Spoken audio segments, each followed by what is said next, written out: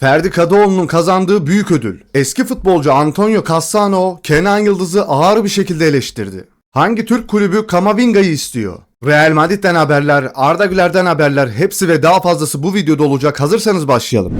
Evet, bir gururumuz daha dostlar. Brighton'da forma giyen Ferdi Kadıoğlu, sezonun erkek oyuncusu ödülünün kazananı Ferdi Kadıoğlu'na tebrikler diyor. Brighton, Ferdi'nin ödülünü kutluyor. Yılın futbolcusu seçiliyor Brighton'da Ferdi Kadıoğlu. Arda Güler de Ferdi'ye hemen yorum yapıyor dostlar. Tebrikler maşallah abi diyor. Ferdi Kadıoğlu için iki tane pırıl pırıl yetenek arkadaşlar. O da Manchester United yolunda. Ferdi Kadıoğlu İngiltere Premier Ligi'nin dev kulüplerinden Manchester United'la Dünya Kupası'ndan önce anlaşabilir haberleri var. O haberi de takip ediyor olacağız arkadaşlar. La Liga ve Premier Lig'in gelir farkı, küme düşen Burnley'in alacağı para 57 milyon euro, şampiyon Barcelona'nın alacağı para 54 milyon euro dostlar. Premier Lig'de düşen kulübün aldığı para La Liga şampiyonundan daha fazla. Bunu zaten biliyoruz. Premier Lig bu konuda çok fazla para saçıyor. Evet, yine gelelim Mourinho haberleri. Mourinho haberleri oldukça fazla olacak bu video içerisinde. Son dakika. Real Madrid Mourinho için Benfica'nın 3 milyon euro serbest kalma bedelini az önce ödedi. Artık Real Madrid ile sözleşmesini imzalamak için serbest. Ya beklenilen tek şey arkadaşlar, ödediklerini düşünmüyorum da Başkan Riquelme adayı olmazsa direkt açıklayacaklar Mourinho'yu. Evet, gelelim eski İtalyan futbolcu Antonio Cassano. Kenan üst düzey bir oyuncu değil. Bunu en başından beri söylüyorum diyor. Allah'ım yarabbim. Yani bu adam ne yiyor ne içiyor bilmiyorum ama sanırım bu herifte biraz da Türk düşmanlığı var. Yani koskoca kulüp görmüyor Kenan'da böyle bir yetenek olup olmadığını, sen gördün değil mi? Bu bir ara da Ronaldo'yu eleştirmiştir. Cristiano Ronaldo çok da iyi bir futbolcu değil falan filan demişti. Garip bir adam. Ben eleştirilerini zaten gerçekçi olarak da görmüyorum bu herifin. Sizler bu eski futbolcu arkadaşa katılıyor musunuz? Yani ne dersiniz? Kenan yoksa üst düzey bir oyuncu değil mi? Yorumlar kısmında bir tartışalım bu konuyu da.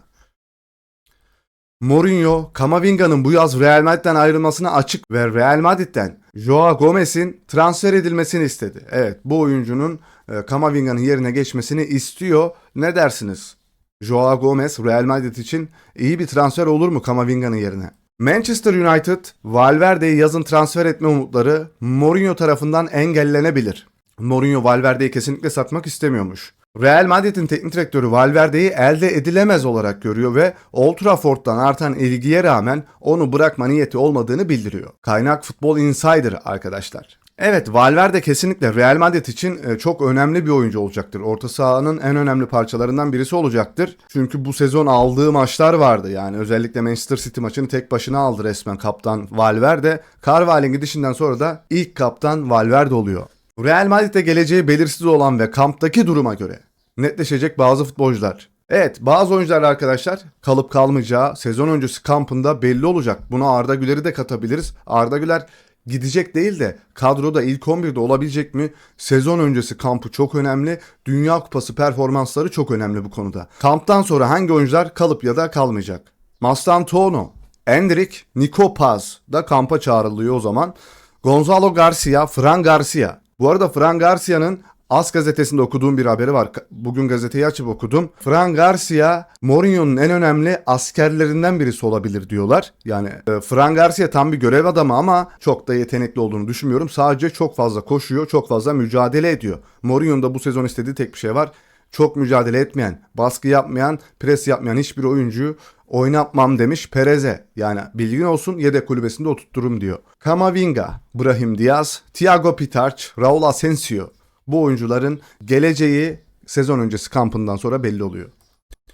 Mourinho'nun Real Madrid'den şu ana kadar istedikleri: Morten Højlund, sanırım ismi böyle okunuyor, bilmiyorum, hiç duymadım bu oyuncuyu. Yardımcı antrenör olarak eski bir oyuncu. Yönetim ve takım arasında köprü görevi içinde Toni Kroos. İşte Toni Kroos arkadaşlar. Yönetim ve takım arasındaki köprü görevi için Arda Güler için ne demişti? 10 numara pozisyonda oynatılması gerekiyor ama asla oynatılmıyor demişti. Bu adamın her türlü malzemeci de olsa, işte kulüp yöneticisi de olsa, orada bir scout şefi de olsa, bir şey de olsa Real Madrid'de görev almasını ben istiyorum canı gönülden. Arda Güler'imiz için istiyorum. Özel bilgi: Mourinho Vinicius Junior'un sözleşmesini durdurmak istiyor. Perez'e zaten ilettiği fikri yenileme teklifini geri çekmek ve sezonda gösterilen performansa ve tutuma göre 2027'ye girildikten sonra tekrar sunmak bu teklifi. Top tamamen Brezilyalı oyuncunun sahasında kalırdı ki o da serbest ajan olarak çıkışını müzakere edebilirdi. Mourinho gelecekteki transferleri şartlandıracak astronomik bir maaş teklif etmenin gerekli olmadığını düşünüyor. Çünkü önce kendi yönetiminde performansını değerlendirmeden, ayrıca serbest ajan olarak çıkışını herhangi bir dram olarak görmediğini iletti. Zira oyuncu tamamen amorti edilmiş durumda. Yani Vinicius Junior aldığı paranın birçoğunda kazandırdı diyor Mourinho. Serbest olarak bile ayrılsa Real Madrid bir zarar etmiyor diyor. Ama Perez her zaman kar etmek ister. Bayern Münih Real Madrid'in ilgilendiği Gvardiol transferine dahil oldu. Ya Bayern Münih her yerin defans oyuncusu zaten. Bırak da bir tane de Real Madrid alsın şurada. Real Madrid, Rüdiger ile sözleşme uzatma görüşmelerinde. Soyunma odası bunun olacağına inanıyor. Rüdiger kalmalı mı gitmeli mi sizlere de sorayım arkadaşlar. Son dakika. Mourinho her sakatlanma için ikinci bir tıbbi görüş getirecek. AS gazetesi ikinci bir doktor onayı istiyor takımda. Geçtiğimiz sezon biliyorsunuz çok fazla sakatlık olmuştu. Doktorlara güvenmiyor. İkinci bir doktor da istiyor. Birisi sakat derse ikincisi onaylamazsa orada bir bakılacak. Ya da ilk doktor işte bunun bacağında şu bölgede sorun var derse ikinci doktor da onaylamadan o bölgeye tedavi uygulanmayacak. Mourinho'dan Perez'e. Oyuncuların koşması ve savaşması gerekiyor. Bunu yapmayan kimseyi oynatmayacağım diyor. Sizce koşmayan, savaşmayan futbolcular kimler Real Madrid'de? Mourinho'nun yönetiminde kimler yedek kalabilme riskiyle karşı karşıya? Yorumlar kısmına yazalım, bunu da AS gazetesinin haberi. Google Maps'te Santiago Bernabéu stadyumunun adı bazı kullanıcılar tarafından Diktatör Mbappe olarak değiştirildi. Garip bir haber. Bu sahte değil. Google haritalarda Santiago Bernabéu'yu ararsan Mbappe diktatör diye çıktığını göreceksin ve son saatlerde ayrıca Tchouaméni'nin knockout'ı diye de hacklenmiş arkadaşlar. Evet, Real Madrid'le dalga geçilmeye devam ediliyor. Mourinho Florentino Perez'e oyuncu isimlerinin kendileri için oynamalarına yetmediğini söyledi.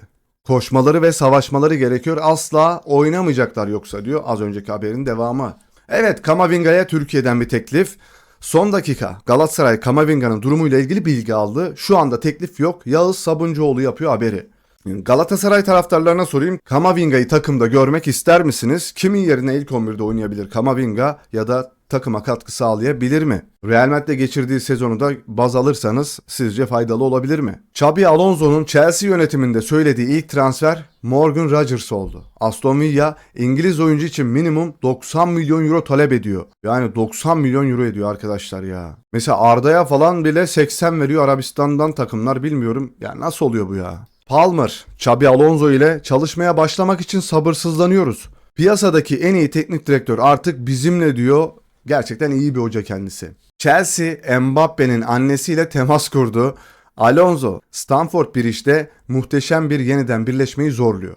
Yani Chelsea teknik direktörü İspanya'daki ortak zamanlarında onunla harika bir ilişki yaşadıktan sonra Real Madrid'in süperstarını Londra'ya getirme hayali kuruyor. Kaynak El Nacional. Ya çok fazla da inanılmaz bir iyi ilişkileri yoktu bence. El Clasico'dan sonra bir şeref tüneli vardı biliyorsunuz. Alonso şeref tüneli oluşturun dedi. Mbappe oluşturmayın dedi. Tüm takım Mbappe'yi falan dinledi. O maçtan sonra da zaten Mbappe'nin kendisinden daha güçlü olduğunu anladı ve ayrılma kararı almıştı Alonso. Zannetmiyorum. Alonso Chelsea'ye gittikten sonra Real Madrid'den bazı oyuncuları istiyor. Mbappe, Alonso'nun yakından tanıdığı dünya klasmanındaki süperstar. Onun rehberliğinde kanıtlanmış bir gol makinesi ve Chelsea'nin arzuladığı nihai uzun vadeli odak noktası. Dean Huijsen, sakin top oynayan merkez savunma oyuncusu. Devasa potansiyele sahip. Alonso'nun ilerici savunma sistemi için mükemmel bir uyum. O da biliyorsunuz İngiltere'den Real Madrid'e transfer olmuştu. Orayı iyi biliyor. Ve tabii ki de Arda Güler. Avrupa'nın en parlak, yaratıcı, üretken oyuncu yeteneği. Alonso Madrid'de ona büyük güven duyuyordu. Hücum stili için ideal bir teknik sihirbaz. Gonzalo Garcia'yı da istiyorlarmış herhalde. Elit bitiricilik ve zekaya sahip dinamik. Çok yönlü forvet, Alonso'nun yüksek pres sisteminde gelişmeye hazır yüksek potansiyelli bir mücevher diyor. Evet, bu arada pres konusunda Gonzalo Garcia inanılmaz. Sanki böyle Osimhen gibi. Alonso'nun itibarı ve oyuncularla ilişkileri bu oyuncuları ve daha fazlasını transfer etmede belirleyici olabilir. Chelsea zirveye dönüşü kovalarken Batı Londra'da yeni çağ yükleniliyor diyor. Evet, İngiltere'ye şöyle bir bakalım. Arsenal 2025-26 Premier Lig şampiyonu oluyor. Mikel Arteta ve ekibi 22 yıl sonra tarihi bir başarı. Gerçekten Arsenal'ı tebrik etmek lazım. Şimdi bir de Şampiyonlar Ligi finali var. Sizce orayı alabilirler mi? Ben pek emin değilim.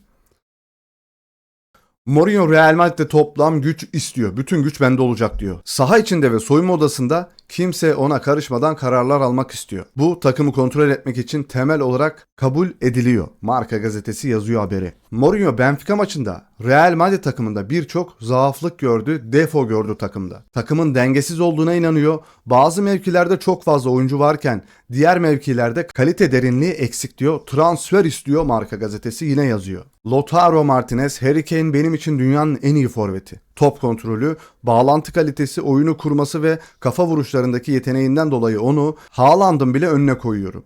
Kane tam anlamıyla bir fenomen, gerçekten komple bir forvet. Arda bir Fenerbahçe taraftarıyla ve Fenerbahçe formasını imzalıyor. Bir biz denk gelemedik arkadaş şuna. Mbappe bir firma için poz veriyor. Ya şu nasıl manken olabilir ya? Southampton şampiyona playofflarından çıkarıldı. Elendi arkadaşlar. Çıkarıldı, diskalifiye edildi. Middlesbrough, Southampton'ın diğer kulüplerin antrenmanlarını filme çekme kurallarının birden fazla ihlalini kabul etmesi üzerine Cumartesi günü Wembley'de Hull City'ye karşı finalistler olacak. Yani Southampton'ın yerine Middlesbrough geçiyor. Evet, Hull City'nin rakibi değişiyor sanırım değil mi? Doğru anladık biz bunu, yani yanlış anlamamışızdır umarım.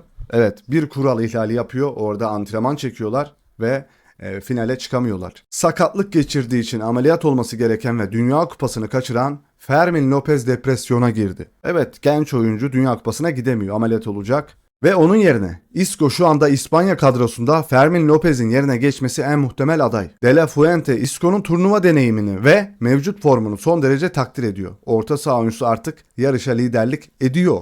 Fermin yerine Isco. Conte Fenerbahçe'nin teklifini tek şartla kabul etti. De Bruyne de benimle gelecek diyor arkadaşlar. Conte Fenerbahçe'ye olur mu antrenör olarak? Jorge Jesus haberleri de var. Ne dersiniz? Conte mi, Jesus mu? Evet, yine güzel bir haberle, tatlı bir haberle kapatalım. Kültür elçimiz Tüpraş Stadyumunda oynanacak Avrupa Ligi finali öncesi zemin kontrolü yaptı diyor. Kediyle ünlü biliyorsunuz, İstanbul kediler, turistler gelip hep kedileri çekiyorlar falan, her yer kedi diyorlar. Bizim kültür elçimiz de zemini kontrol ediyor. Bak keyfi yerinde gözüküyor, zemin iyi diyor.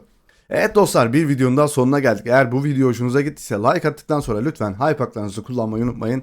Kanalımıza abone olduktan sonra da bildirim zilini açarsanız çok mutlu oluruz. Kendinize çok iyi bakın. Hoşça kalın. Bay bay.